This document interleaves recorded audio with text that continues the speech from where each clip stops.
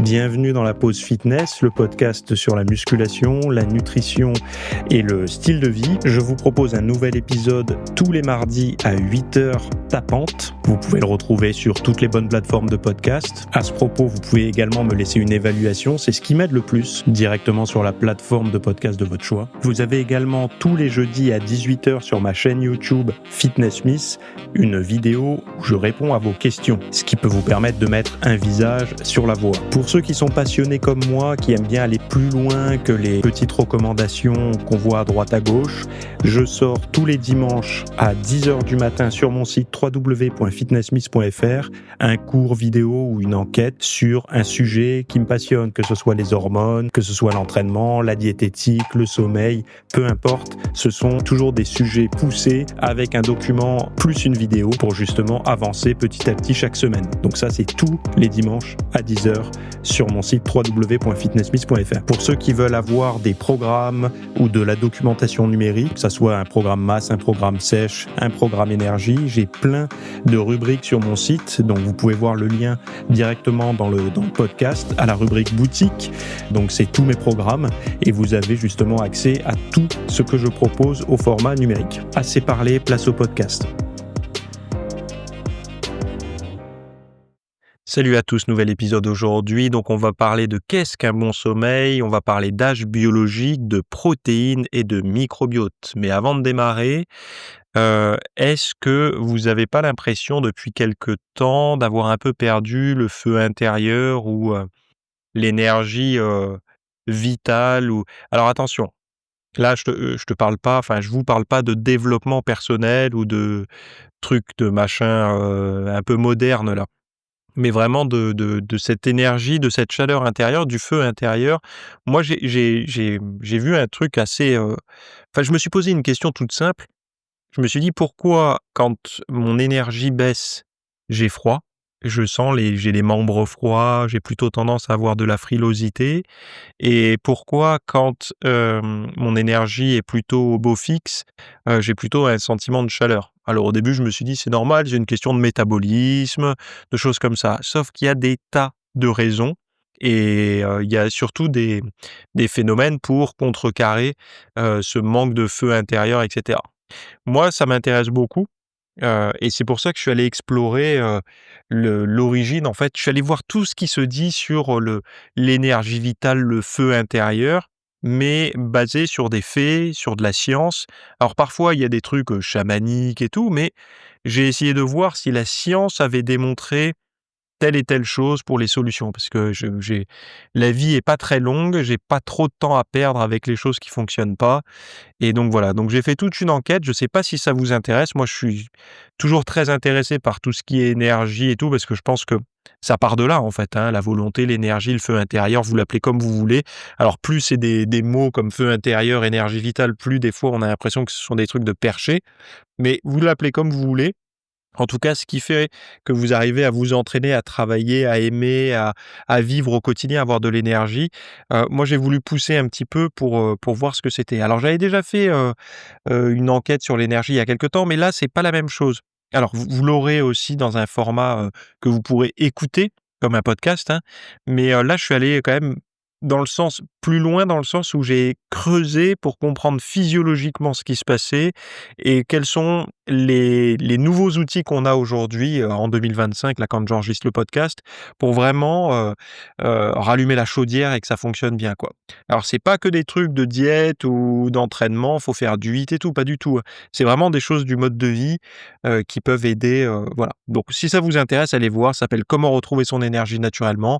C'est une enquête que j'ai adoré faire. J'ai appris des tas de choses et j'ai pu mettre des petits trucs comme ça dans mon quotidien pour quand je sentais que parfois l'énergie baissait et que surtout que ma température corporelle, je sentais que ça baissait un peu et je me suis dit: «Là, il y a quelque chose qui déraille» et des fois, ce sont des choses, c'est ça qui est fou, c'est que ce sont des choses psychologiques. C'est-à-dire que mécaniquement, il y a rien qui pose problème, mais psychologiquement, il y a un truc qui règle le thermostat sur froid et ça, depuis que je l'ai compris, honnêtement, ça fait la différence, quoi.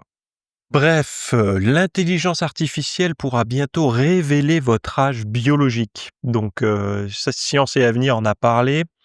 Donc l'âge biologique, cet indicateur de l'état réel du corps humain, sera bientôt accessible à tous, grâce à l'intelligence artificielle. Donc il y a une équipe de chercheurs qui propose une méthode innovante. À partir d'une simple photo du visage, une machine sera capable d'estimer l'âge, biologique, en gros, plus précisément que les méthodes actuelles basées sur l'analyse sanguine ou la génétique. Alors ça, moi, enfin, je suis sur les fesses, quoi. Quand j'entends qu'une simple photo du visage pourrait être plus fiable pour calculer l'âge biologique qu'une analyse de sang ou l'analyse de la génétique, quoi, hein, des marqueurs, génétiques, épigénétiques et tout, je suis quand même, un peu sur le cul, quoi. Aujourd'hui, donc la différence entre l'âge biologique et l'âge chronologique est un enjeu, de taille pour mieux prévenir les maladies liées au vieillissement. Or, la grande nouveauté est qu'une intelligence artificielle peut désormais analyser une simple image pour estimer cet âge caché, ouvrant la voie à un dépistage plus rapide et non invasif. Bah, est-ce que, enfin moi je suis pour, hein, et on voit une photo, on me dit, mais bon, j'ai peur que alors ce qui serait intéressant, c'est justement, les sportifs qui se pensent en super forme et tout, mais qui sont en fait en méforme parce qu'ils s'abîment et ils en font trop. Alors pas trop de sport parce que c'est difficile de faire trop de sport, par contre c'est facile de trop peu manger, enfin de manger pas ce qu'il faut, de pas suffisamment dormir. Mais le trop d'entraînement, en fait l'entraînement, le surentraînement est très rare. Le surentraînement ne vient que très rarement de trop d'entraînement. Il vient plutôt d'une hypo-récupération et d'une mauvaise diététique ou d'un mauvais mode de vie ou de personnes qui veulent avoir une activité physique, une charge d'entraînement d'athlète de haut niveau, alors qu'ils ont un métier, une famille, et des contraintes au quotidien, qui peuvent leur faire baisser leur volonté, leur énergie, mentale et tout. Donc ça peut venir surtout de ça. Mais le trop d'entraînement, en fait, le corps est quand même relativement bien fait. On fatigue on fatigue et on lâche avant d'arriver en surentraînement. C'est-à-dire que là heureusement parce que sinon on se blesserait quasiment à toutes les séances. Si on n'avait pas la fatigue, on se blesserait à toutes les séances.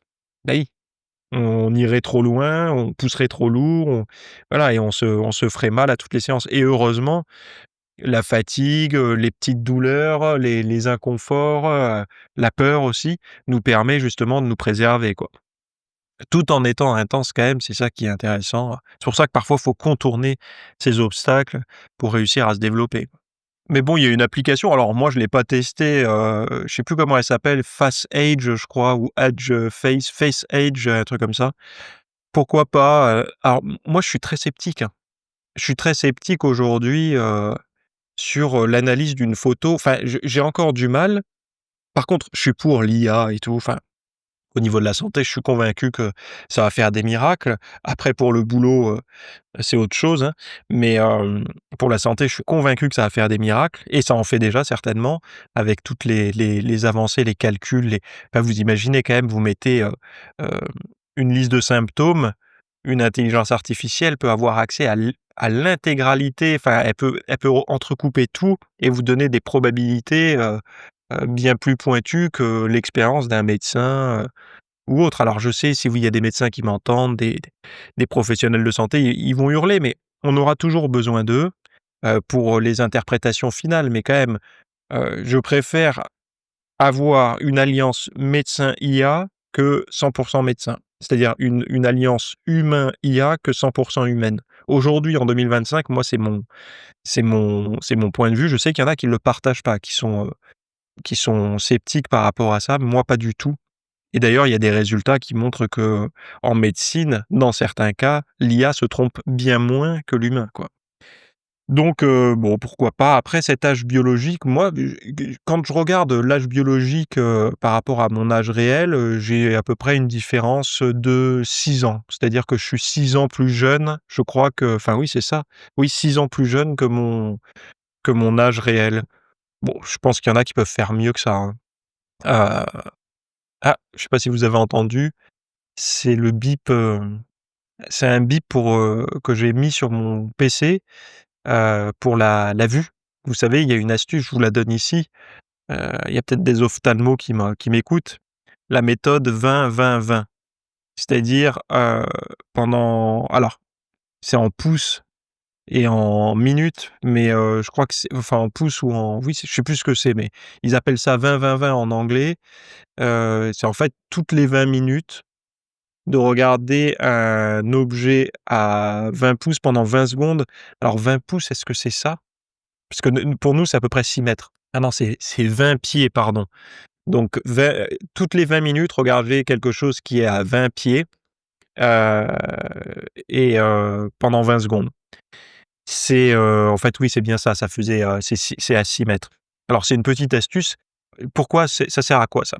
Si vous travaillez sur un écran comme moi, comme quasiment, tout le monde aujourd'hui, même, ceux qui ont un travail physique sont de plus en plus devant un écran, en fait, on est tout le temps en vision de près. C'est-à-dire que le focus, comme un appareil photo quoi, on est toujours sur quelque chose de près. Et je sais pas si vous avez remarqué, mais à la fin de la journée, quand vous allez marcher en forêt ou que vous faites quelque chose et que vous avez une vision de loin ou que vous prenez la route, vous sentez que ça force en fait, vous avez du mal à faire la mise au point de loin. Parce qu'il y a comme une contracture de la mise au point, comme si elle était un peu, rouillée quoi. Elle a été tellement verrouillée tout le temps, sur la même position que vous avez du mal à refaire la mise au point. Donc ça s'adapte après, mais ça peut être dérangeant. Alors il y a une astuce, des spécialistes, c'est la méthode 20-20-20. Donc toutes les 20 minutes, regardez quelque chose à 20 pieds, donc à 6 mètres, pendant 20 secondes pour vous apprendre, pas vous apprendre, mais vous forcer à faire la mise au point de loin. Alors ça, il y a une technique, si vous avez l'opportunité alors ne mettez pas votre écran d'ordinateur face à un mur déjà, enfin pas face à un mur, mais contre un mur, pour que vous puissiez avoir en levant les yeux, un point à regarder par exemple à 6 mètres. Si vous êtes dans un bureau, calculez au doigt mouillé 6 mètres, donc et puis vous mettez un petit repère quoi. Je sais pas, ce pot de fleurs, il est à 6 mètres, le rouleau de scotch de mon voisin d'open space là-bas au fond, il est à peu près à 6 mètres. Bon bref, quelque chose qui est à 6 mètres et puis, toutes les 20 minutes, vous regardez un truc. Donc 20 minutes, regardez quelque chose à 6 mètres, 20 pouces, pendant 20 secondes et ça vous aide, voilà. Donc voilà la raison de la petite sonnerie que vous avez entendue parce que moi je détourne une application qui s'appelle Focus Timer à des fins, vision, pour entretenir la vue, quoi. Bref, je continue. Donc cette approche est aussi prometteuse pour la recherche en longévité et les préventions des risques. Bon, oui, c'est sûr que mais bon, les gens, en fait, c'est un peu le loto, quoi. Pas la vision, le face age, là, l'âge, avec l'IA et tout, c'est la roulette, quoi. Si vous faites du sport, que vous mangez bien, que vous dormez correctement, que vous êtes psychologiquement pas trop, heu, je vais pas dire dérangé parce que c'est quand même, hyper insultant, heu, c'est pas dérangé, perturbé, voilà. Vous avez peu de chances d'avoir un mauvais score. Le mauvais score, c'est si vous mangez des aliments, qui tombent dans le caddie facilement, c'est-à-dire tous ceux qui sont, à la publicité sur les abribus et à la télé, en gros. Si vous avez le cul vissé sur une chaise, H24 ou dans le canapé ou dans un fauteuil de voiture ou dans les transports en commun, enfin, comme vous voulez, que vous faites pas de sport et que vous êtes stressé tout le temps et que le soir, vous préférez traîner devant la télé et les écrans plutôt que d'avoir une nuit réparatrice. Là, vous êtes sûr que votre âge biologique, il sera pas bon. Mais sinon, si vous faites du sport et que vous faites tout l'inverse de ce que je viens de dire, tout va bien, hein. Enfin, tout va bien. Disons que vous avez beaucoup plus de chances que tout aille mieux, tout aille bien. Qu'est-ce qu'un bon sommeil? Qu'est-ce qu'un bon sommeil? C'est une étude qui a été faite, enfin un rapport ou je sais pas comment on appelle ça d'ailleurs. Et ben, ça dépend du pays. Alors vous allez me dire, c'est un petit peu, vous savez, comme, il y a une époque, on parlait beaucoup par rapport à telle ou telle pathologie. Il y a des pays où on y va, on est malade et d'autres où on n'a pas dépassé le seuil, donc on n'est pas malade. Donc en fait, il y a des pays où quand vous avez un truc, vous allez dans un autre, vous l'avez plus, quoi. Et heu et donc du coup, c'est totalement arbitraire, mais pas tant que ça, vous verrez pourquoi. Parce que dormir 8 heures par nuit n'est pas une règle universelle. C'est ce que révèle une étude dirigée par l'université de Colombie-Britannique. Après avoir analysé les données de près de 5 000 personnes réparties dans 20 pays, les chercheurs concluent que la quantité optimale de sommeil varie fortement selon les cultures. Contrairement aux idées reçues, les individus vivant dans des pays où l'on dort moins, comme le Japon, avec une moyenne de 6 heures et 18 minutes, ne sont pas en moins bonne santé que ceux vivant dans des pays plus dormeurs, comme la France avec 7 heures et 52 minutes, ou le Canada avec 7 heures et 27 minutes. Donc les personnes qui dormaient plus près des normes de leur propre culture en matière de durée du sommeil avaient tendance à avoir une meilleure santé générale. La nouveauté apportée par cette étude est que le meilleur sommeil est celui qui correspond aux normes de son propre environnement culturel. En d'autres termes, c'est la conformité aux habitudes locales de sommeil et non une durée universelle qui semble favoriser une meilleure santé générale. Un autre constat, c'est que dans tous les pays étudiés, les participants dorment en moyenne 1 heure de moins que ce qui serait considéré comme optimal selon leur culture. Les chercheurs appellent donc à revoir les recommandations de santé publique en tenant compte des différences culturelles, blablabla. Bon, cette étude publiée dans Proceedings of the National Academy of Science repose sur les données collectées en Amérique du Nord, Europe, Asie, Afrique et Amérique du Sud. Alors moi, j'aime ce genre d'études parce que elle explore un champ qui est assez difficilement compréhensible. Je m'explique. On aime bien en muscu, nutrition, santé, tout ce que vous voulez, le palpable. C'est-à-dire qu'on aime bien prendre un groupe d'individus, leur faire, une nuit de 8 heures et puis, aux mêmes individus, leur faire une nuit de 6 heures et puis, dans les 2 cas, les faire s'entraîner, à haute intensité le lendemain pour voir, tout simplement, lesquels ont été les plus performants et donc du coup, de pouvoir définir la durée de sommeil idéale et tout. Ça, c'est du palpable, c'est du concret, on aime bien, ça peut être presque logiquement, c'est reproductible, tout va bien.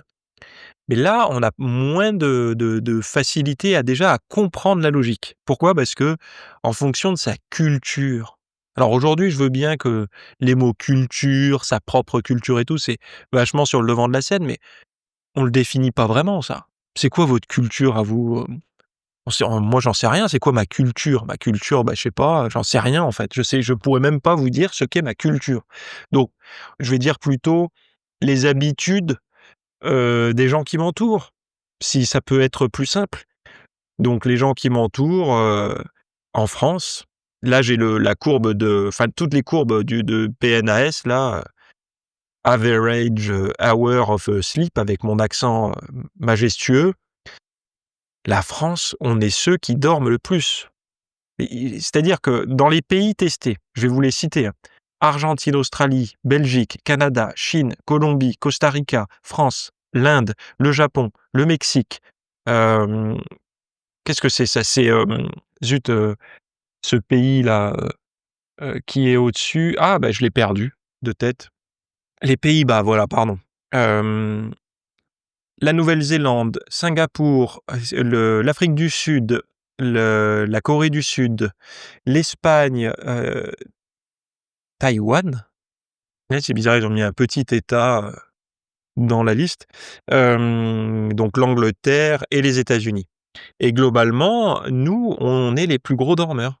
Les Français, on ronque, alors, est-ce que ça vient des 35 heures? Est-ce que ça mais globalement, nous, on a plus de vacances, on dort plus, on part à la retraite assez tôt, enfin, on est quand même un pays où le repos, il y a quelque chose, quoi, hein.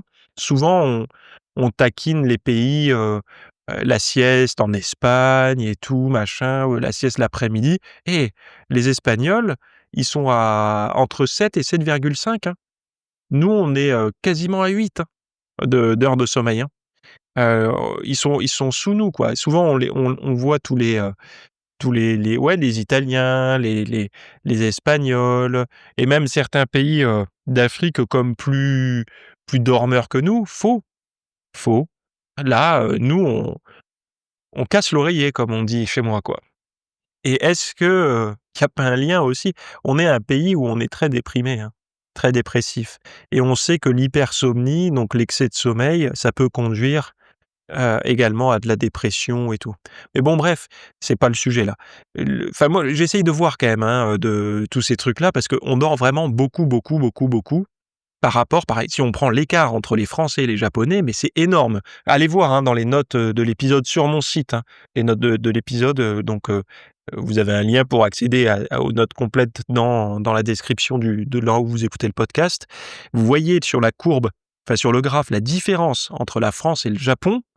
de durée de sommeil, c'est énorme et pourtant, les Japonais sont pas réputés pour être, un peuple en mauvaise santé et et donc faut pas être en décalage par rapport à son environnement, à sa culture et moi, ce qui m'intéresse, c'est donc déjà, ça voudrait dire qu'il y a un effet collectif. Vous savez, un peu comme l'inconscient collectif de Jung, qui a été piqué par, des modernes, mais ça vient de Jung, hein, l'inconscient collectif. Heu et bien, il y aurait un truc collectif, il faudrait si on arrive tous à être bien réglés sur le même truc, ça marche mieux au niveau de la santé et là, pour le sommeil, il y a un truc de culturel, quoi et moi, ce que j'aimerais savoir, c'est si un Japonais vient en France et qui dort comme un Japonais, est-ce qu'il est en moins bonne santé, étant donné qu'il est en France? Ou est-ce qu'il maintient sa santé? Donc est-ce qu'il faut maintenir sa culture d'origine? Et dans ce cas-là, c'est hyper intéressant, parce que tous ceux qui émigrent dans des pays autres, par exemple, vous partez vivre au Canada, ou vous partez vivre, je sais pas moi, vous venez d'un autre pays, vous venez en France, vous venez de la Fr vous partez de la France pour aller, je sais pas, en Chine ou peu importe.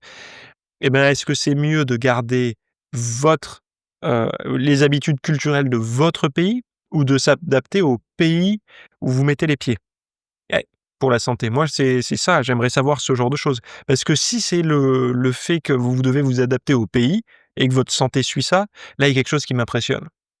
Je peux comprendre que génétiquement, on doit faire comme dans notre culture, ça je peux l'entendre, il y a un truc mécanique que je peux comprendre, mais par contre, le fait qu'il faille s'adapter au pays où on va par rapport au sommeil, là je comprends moins.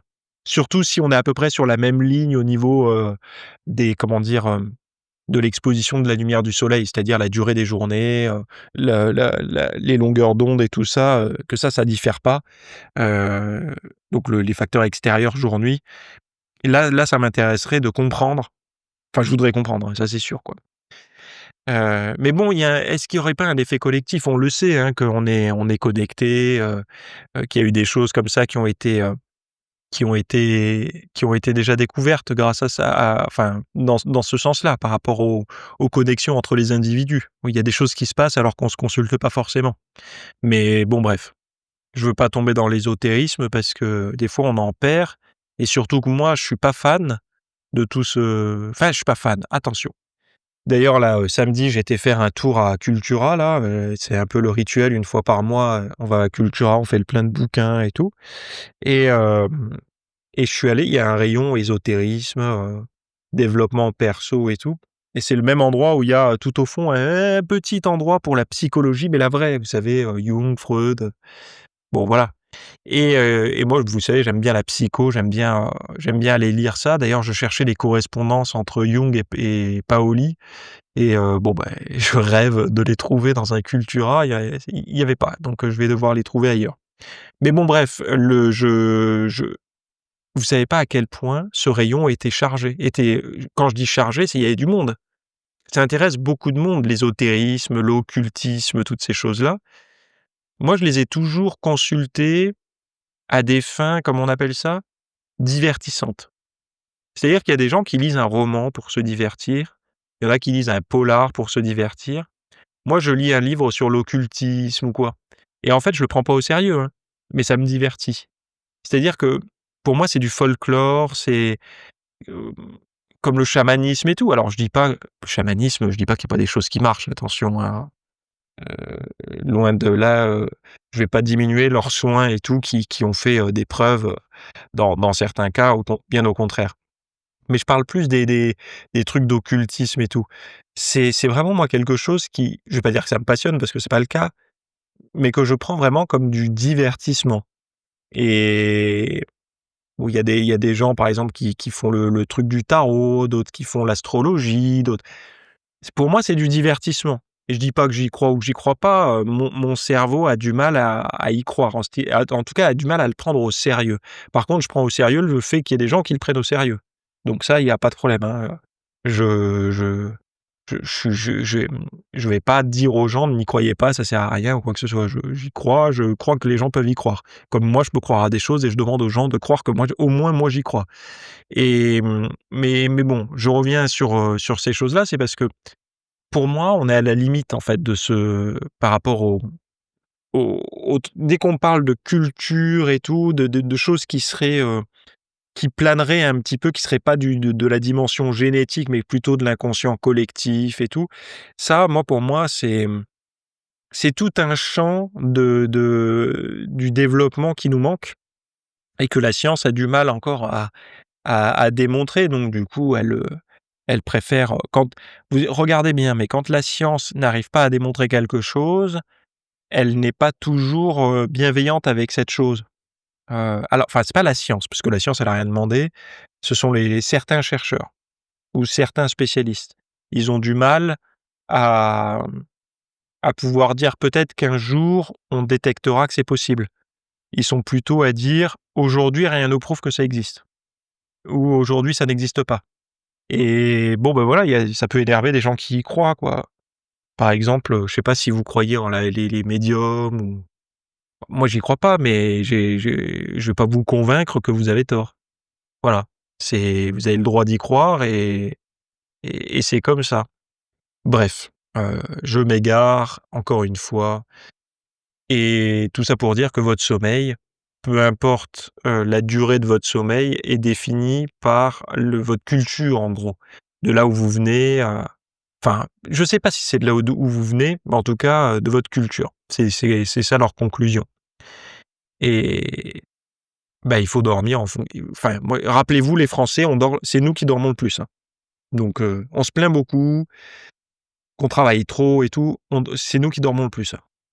Donc et puis de pas avoir le temps aussi, on se plaint beaucoup de pas avoir le temps, bah et on dort beaucoup. Et ce qui est intéressant aussi, c'est de voir qu'en fonction des heures de sommeil de chaque pays, les recommandations de chaque pays, c'est de dormir 1 heure de plus que la moyenne des dormeurs de chaque pays. Donc ça, c'est toujours drôle, quoi. En fait, on essaie bah, c'est bien, on tire vers le haut, quoi. Dormez plus, quoi. Bon, les sources de protéines modifient radicalement le microbiote intestinal, selon, l'étude, de l'État de Caroline du Nord, qui révèle que la source de protéines dans l'alimentation peut transformer profondément la composition et le fonctionnement du microbiote intestinal. Alors ça, j'en avais déjà parlé, mais c'est vrai que les protes, enfin les protes, pas la prot en poudre, hein, les protéines dans l'absolu, quoi. Heu, Ça peut abîmer le système digestif, notamment les protéines animales et que, il faut, disons que le culturiste ou celui qui fait de la muscu, du fitness et qui consomme des protéines, il doit faire attention à rééquilibrer son microbiote parce que, les protéines en elles-mêmes, apportent des choses qui peuvent en excès, déranger. On entend souvent, vous savez, quand vous parlez des protéines à table et tout, on vous parle souvent des reins, des reins, des reins, mais assez rarement, par exemple, du microbiote, quoi. Alors que, ça pourrait être peut-être plus important et par contre, quand on regardez bien, mais les reins, on en parle rarement avec les glucides. Donc quand vous parlez de glucides, les gens, ils s'empiffrent de féculents, de pain, de tout ça et vous entendez personne dire: «Mais tu sais, trop de féculents, c'est pas bon, syndrome métabolique», et puis les reins parce que diabète et reins, souvent ça va ensemble, hein. Donc enfin diabète et reins. Pathologie, au niveau du diabète et pathologie rénale, parfois, en tout cas le comment dire? La et puis le foie aussi, j'oublie le foie. Souvent les pathologies se croisent, hein. Donc mais par contre, vous regarderez féculents, pas de problème.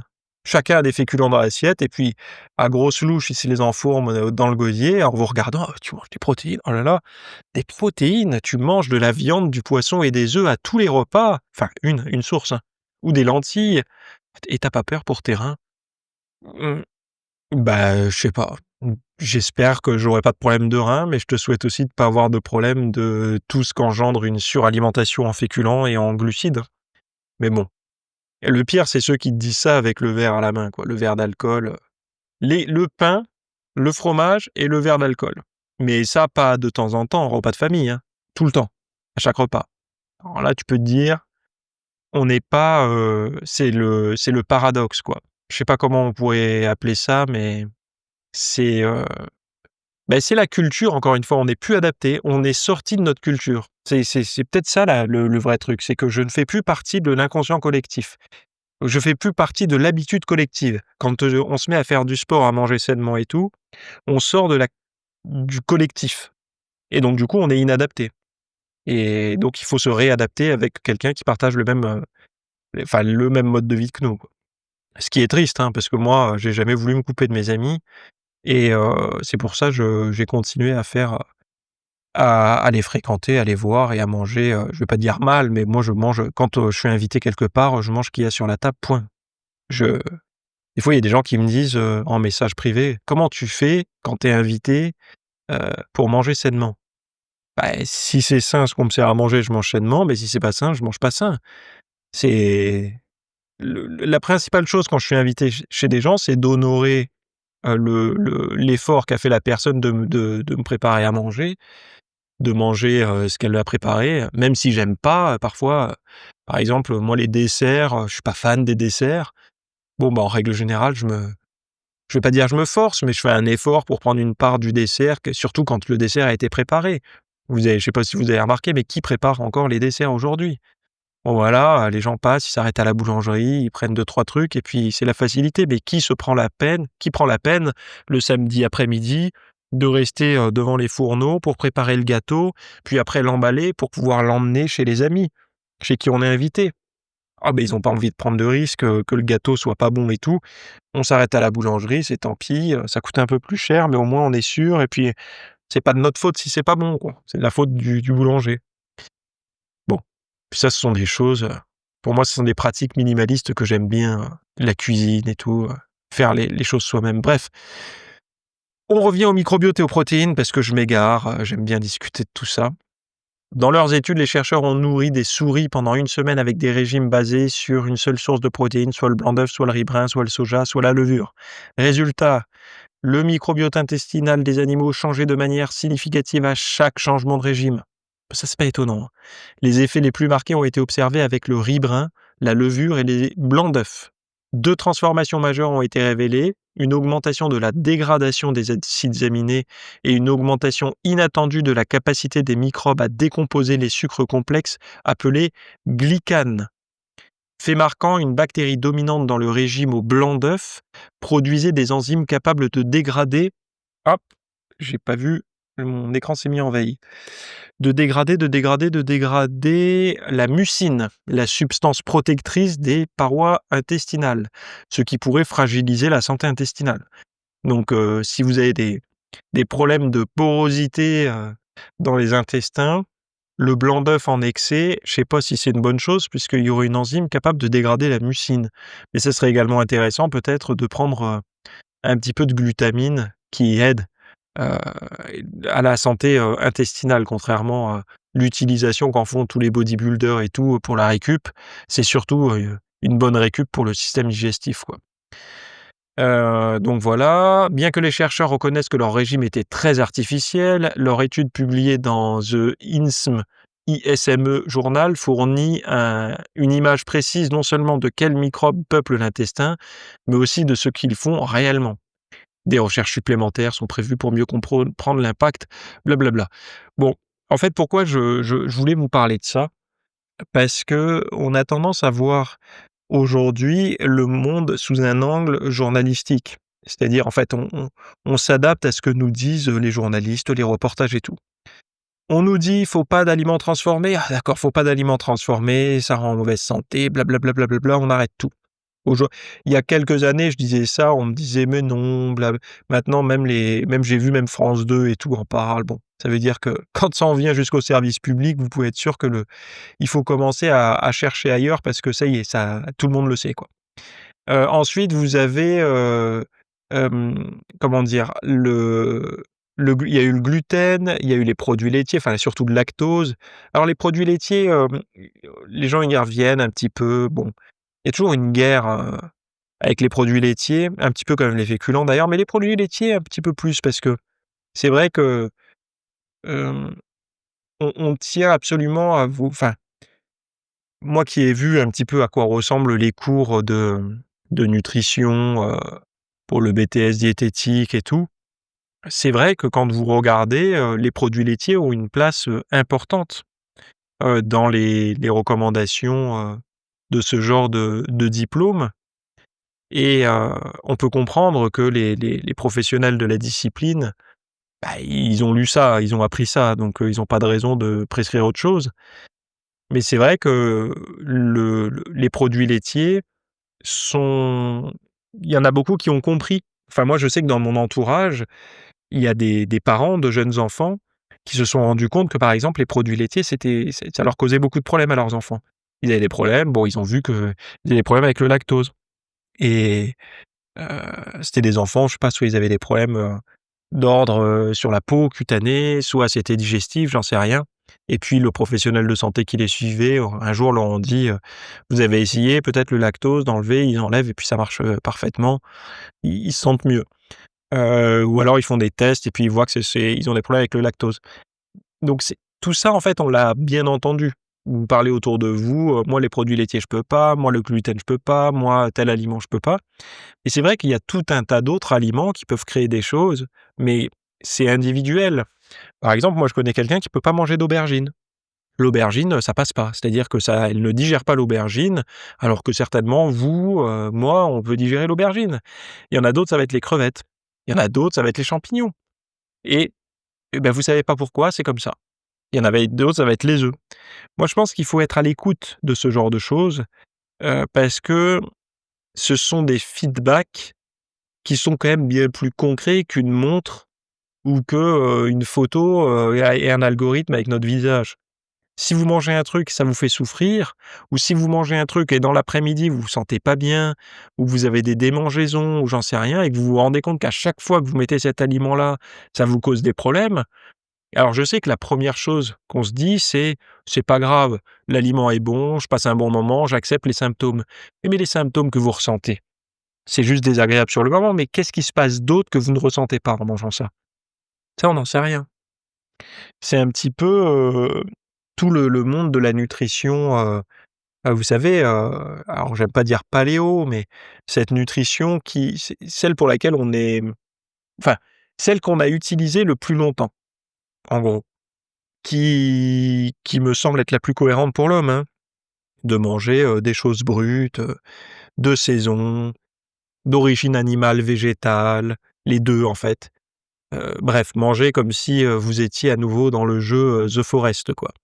Heu et bien, ça, ce sont des choses qui enfin, pourquoi je prends un exemple concret, mais pourquoi le régime paléo s'est effondré quasiment aussi vite qu'il est arrivé? Alors vous allez me dire: «Moi je fais encore le régime paléo, blablabla». OK. Mais pourquoi c'est une mode qui n'a enfin une mode, pourquoi c'est une approche alimentaire qui a bien moins marché par exemple que le jeûne intermittent? Parce que dans le régime paléo, vous pouvez plus manger tout ce qui compose les plaisirs, actuels. C'est-à-dire qu'il y a plus de féculents. Les seuls glucides, ça va être quoi? De la patate douce, de l'igname, voilà et des fruits, donc en glucides et globalement, en fait, le régime paléo, c'était une mode séduisante pour beaucoup de gens, sauf que quand ils se sont rendus compte de ce qu'ils avaient le droit de manger et tout ce qui leur était interdit, ils ont dit: «Non, non, non, non, non, il y a pas autre chose, parce qu'il y a plus rien, quoi, hein, dans le régime paléo. Il y a que, ce que vous retrouveriez, dans la nature, quoi» et donc du coup, le jeûne intermittent est bien plus séduisant. Pourquoi? Parce que le jeûne intermittent, c'est manger globalement ce que vous voulez à partir du moment où ça rentre dans vos macros et en plus, il y en a qui vous disent, et ça peut fonctionner, hein, vous pouvez vous faire un festin tous les soirs et maigrir et avoir des abdos. Bon, bah, là, vous faites tomber le pont-levis, quoi. Tout le monde peut rentrer, et atteindre l'excellence, tout en continuant à sauter le petit déjeuner et tout ça. Donc vous voyez bien que la compétition les arguments ne sont pas les mêmes. D'un côté, les arguments, c'est manger comme, bah, manger comme vous aviez mangé comme ont mangé vos ancêtres, donc du coup, vous avez des chances d'être que ce soit plus adapté. Donc dans les mots, c'est séduisant, mais dans l'assiette, ça l'est moins, pour beaucoup de personnes. Puis d'un autre côté, vous avez: «Non, non, non, mais continue à manger ce que tu veux. Par contre, tu sautes le petit déjeuner et tu fais juste en sorte d'être en hypocalorie. Mais vu que tu vas manger que sur une fenêtre de tir de 8 heures, l'hyp tu vas moins souffrir d'être en hypocalorie parce que tes repas seront plus concentrés, donc du coup, tu vas moins en souffrir. Alors que si tu les manges sur toute la journée, tu en souffriras plus, tu ressentiras plus l'hypocalorie. Bon, je comprends, hein, l'approche et il y a beaucoup, beaucoup, beaucoup, beaucoup, beaucoup, beaucoup d'études qui montrent que le jeûne intermittent est une très bonne solution pour des tas de personnes qui sont obèses, qu'on n'arrive pas à faire maigrir en faisant une réduction calorique simple. Bah, en les mettant en jeûne intermittent, ça marche parce que, ils peuvent continuer à manger des choses qu'ils aiment, mais sur une fenêtre de temps plus courte. Donc du coup, bah, c'est mieux que rien, hein, quand vous avez besoin de faire maigrir une personne, c'est mieux que rien mais voilà quoi. Donc n'oubliez pas la mode, elle a des grandes chances de perdurer quand c'est une mode qui est confortable, qui conforte dans une approche.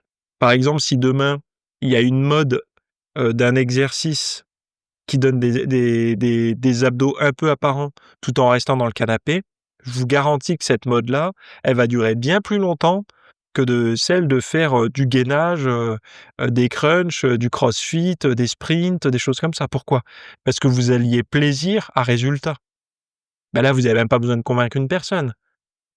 C'est quand vous avez et le plaisir et le résultat positif, mais là, vous avez même pas besoin d'avoir un vendeur, un marketeur ou faire du téléachat. C'est juste, ça marche. Point. C'est tout le monde ça se transmet, comme ça, quoi et c'est des choses qui tombent après dans le classique. C'est pour ça qu'aujourd'hui, le jeûne intermittent, vous parlez même à quelqu'un qui maîtrise pas la diète et tout, il a entendu parler de jeûne intermittent, quoi. C'est parce que c'est the méthode séduisante, et confortable pour perdre un peu de poids. Encore faut-il savoir le faire parce que j'en connais plein qui ont pris du poids avec le jeûne intermittent ou pris du gras avec, après quelques semaines. De toute façon, tôt ou tard, je ferai quelque chose de très, très lourd sur le jeûne intermittent. Parce que là, ponctuellement, je vous fais des cours, hein. Là, dernièrement, j'ai fait une bonne grosse mise à jour, notamment pour ceux qui font de la prise de masse musculaire. Parce qu'il y a beaucoup à dire, du positif et du négatif, mais si on sait s'en servir, du jeûne intermittent, ça peut être vraiment quelque chose de très, très bien. Sauf que bon, pour ça, il faut pas juste, c'est pas juste une calculatrice, à quelle heure j'ai le droit de manger, pas manger et combien de macros, hein. Parce que ça, c'est le niveau zéro et vous aurez exactement les mêmes problèmes de santé, que n'importe quelle personne qui mange ultra transformé, hein. Il y a pas de miracle, hein. Donc voilà, on est fait de ce qu'on mange, hein, faut pas l'oublier. Nos cellules, le petit morceau de peau, d'ongles, de cheveux, un jour ou l'autre, ça a été, de la bouffe quelle était cette bouffe? Donc faut bien comprendre ça. Il y a des gens qui ont du mal à faire la liaison entre, ce qu'il y a dans leur assiette et ce qu'ils voient dans le miroir. Ce que vous voyez dans le miroir ou quand vous regardez vos mains, vos poils, vos tout ça, c'est ce que vous avez mangé, hein. Bon, il y a des gens, ils aiment bien être fabriqués avec de la cochonnerie. Moi, je préfère être fabriqué avec des matériaux qui fonctionnent, enfin qui sont de bonne qualité, quoi. Et puis, il faut arrêter de croire, le corps prend ce qu'il faut et puis il évacue le reste. Ouais, mais le reste, donc les pesticides, les additifs et tout, en attendant, avant d'être évacués, si on les évacue, s'ils vont pas se loger dans le tissu adipeux et pour certains à vie, en attendant, ils irritent, toute la tuyauterie, hein. En tout cas, ils abîment toute la tuyauterie donc si on peut s'en passer, c'est quand même mieux, quoi.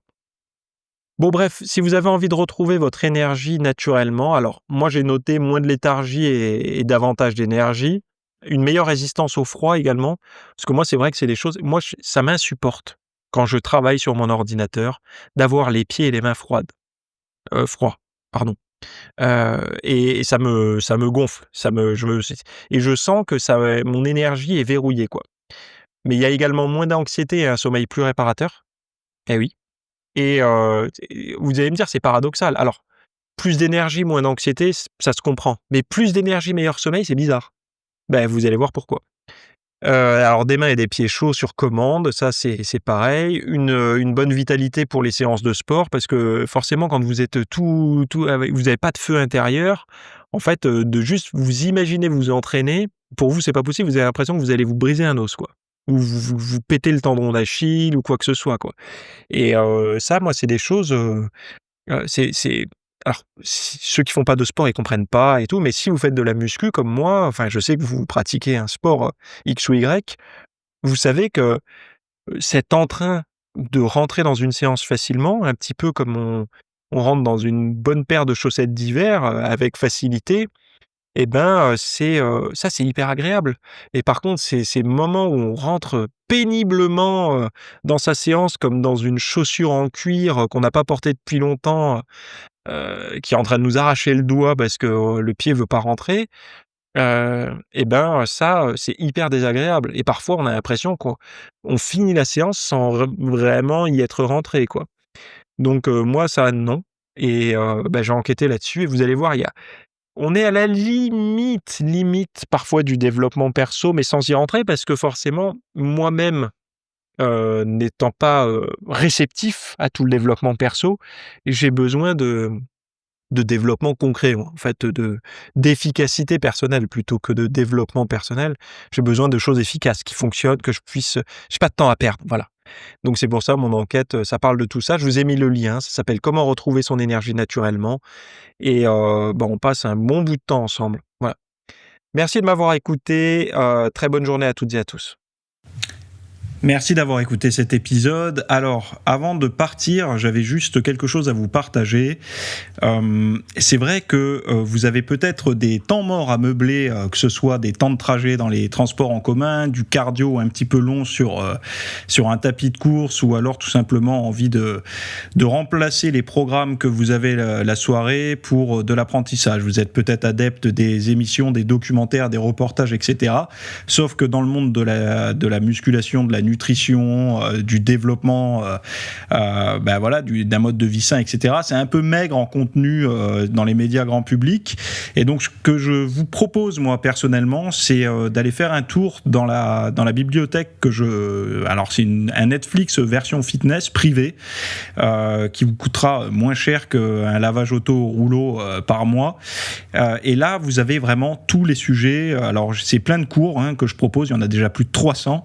Ce sont sur le sommeil, sur les hormones, sur la nutrition. Donc ça peut être pourquoi on a faim, pourquoi on n'arrive pas à tenir un régime, comment faire, quelles sont les solutions, mais aussi d'anatomie pour l'entraînement, des programmes d'entraînement. Donc tout ce qui est lié à la perte de graisse, si vous avez du gras sur le bas du ventre depuis des années, ou alors si vous avez du mal à prendre de la masse musculaire, tous ces sujets du plus connu, entre guillemets, du plus recherché au plus pointu, tous ces sujets sont largement abordés dans cet espace VIP. Donc, pour rappel, pour y accéder, vous avez un lien en description. Si vous ne le trouvez pas, vous allez sur www.fitnessmiss.fr et vous faites devenir membre. Voilà, vous trouverez sur le site. Et vous accédez à ce contenu caché que vous pourrez écouter partout. Voilà, je vous laisse ici. Très bonne fin de journée à tous. Free audio post-production by alphonic.com.